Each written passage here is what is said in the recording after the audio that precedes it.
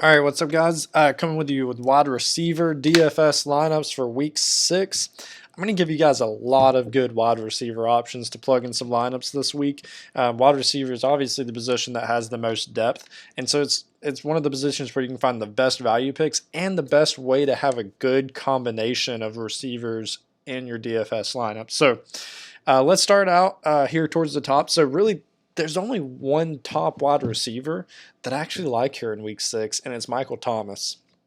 Reason being, he has had last week he had 13 targets. I'm sorry, past 2 weeks he had 13 targets. Now, everyone was a little concerned when Drew Brees went down. Teddy Bridgewater came in as a quarterback. They thought they'd see some volume drop off there. But the past 2 weeks, he's right where he was with Brees, and in fact, a little even more consistent in his targets per week. Gotta love Michael Thomas. The Jacksonville defense is going to scare some people off from picking him. They're banged up at cornerback. They're honestly, and in my opinion, going to continue to look like a shell of themselves. You start Michael Thomas against Jacksonville defense, and you expect the volume to continue. As we go through this, you're going to keep hearing this trend of chasing volume. DFS is about chasing volume, don't chase touchdowns, and in some situations don't even necessarily chase talent. Obviously, Julio, DeAndre, like all these guys are super talented, but I'm looking for volume plays, and Michael Thomas comes in there as number one for me there. Scroll down a little bit, so we get to Jarvis Landry. Jarvis Landry in his career has never been a volume play until now this year in Cleveland. I gotta think it has to have something to do with him being the number 2 option there. Odell's drawing a ton of attention, and honestly, they're struggling to figure out ways to get Odell the ball. And Jarvis is just reaping it. He is just getting the volume like he's never gotten before. And so I think he's a great play here versus Seattle's defense. Odell's going to draw the harder matchup. Jarvis Landry's going to draw the better, and he's going to continue to see, to me, at least a minimum of 6 or 7 targets, which is great volume at this wide receiver position. Next, we got Will Fuller. Uh, I don't know, was it just me, or did Deshaun Watson just not even look at DeAndre Hopkins last week? I mean, Fuller was just the freaking cookie monster when it came to targets. Yum, yum, yum, yum, yum, yum, yum, yum. Just taking him in. This dude had 16 targets. There's going to be another guy to talk about with that kind of volume and targets, but just it's super rare.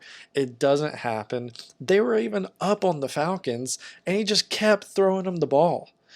I like that to continue this week against Kansas City's defense. You're hoping this is a shootout.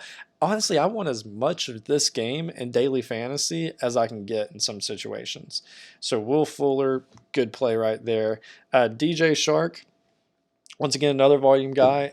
He's had 11 targets, and going to get against New Orleans, I think this is another potential shootout game. I'm always kind of looking for those matchups each week. Which games do I expect to have the highest scoring opportunities? Because that's just going to scream volume for any players that I have in those matchups. You can find it on the internet to look at. Vegas always predicts, which games have the where their lines are at, and in terms of points. And so I really like DJ Shark here. Clearly, he's Gardner Minshew's number 1 wide receiver, so he's a good play. And his value, like, it just hasn't caught up to him. He's been a top 15 plus wide receiver multiple weeks, and they just haven't really let his value reflect his points yet. So he's been a great play for the past couple weeks. Going down there, Terry McLaurin, been a little banged up. I love him coming back this week. Miami, obviously, as you see right there, it says 24th ranked defense. Guys, they're bad. They're just bad. Yes, I'm starting them in season long this week, but honestly, it's not out of any confidence or sneaky play. It's out of not feeling like there's any other good options. That do I think in the realm of possibilities that exists that Miami takes advantage of this ridiculous whatever quarterback triangle, whoever starts. Maybe they start the rookie Dwayne Haskins and Miami gets a pick or two. That's kind of what I'm hoping for. I'm hoping for a minimum of 5 to 6 points. So to me, it's still a great matchup. 24th ranked overall, but they're actually 31st in defensive rank against the pass. Terry McLaurin is going to see some volume. I expect him to get in the end zone here. A great play. Next, and this one is honestly ridiculous to me. At 5,900 for Cortland Sutton. Here's the reason why. Sutton is top 10 wide receiver right now. In yards, he's had 3 touchdowns. I think he's tied for it's in the top 5 of touchdowns and receivers so far this year. And he's at 5,900, and it's just another guy where his salary has not caught up to his production. And so I'm going to ride this train as long as I can in DFS. Going up against Tennessee, their run defense scares you, their pass defense doesn't. I think Sutton's going to have an awesome game. He's had 1 week where he's hit below 10 points. And guess what defense he was going up against? Yeah, Chicago. You would expect almost anyone to have below 10 points wide receiver odds against Chicago and all the other positions that play. Going up against Tennessee, I feel really good about it. He's actually had 1 week below 10, 2 weeks where he's hit below 15 out of the first 5 weeks. So 3, most of the time he's getting 15 plus points. To me, I honestly think he could go over 100 yards this week. I think the volume's going to be there. All right, and then our sneaky play down here, wherever we can find it. Here we go, Jamison Crowder. All right, so he's been pretty bad last couple of weeks. But let's go all the way back to week 1 when Sam Darnold was the starting quarterback. So I just threw a fit about Will Fuller getting 16 targets. Crowder in week 1 got 17. Yeah, I said 17 targets. Did they throw the ball to anyone else? I'm not sure. But that was honestly, yeah, it's pretty rare, and maybe I don't expect 17, but it wasn't a fluke necessarily.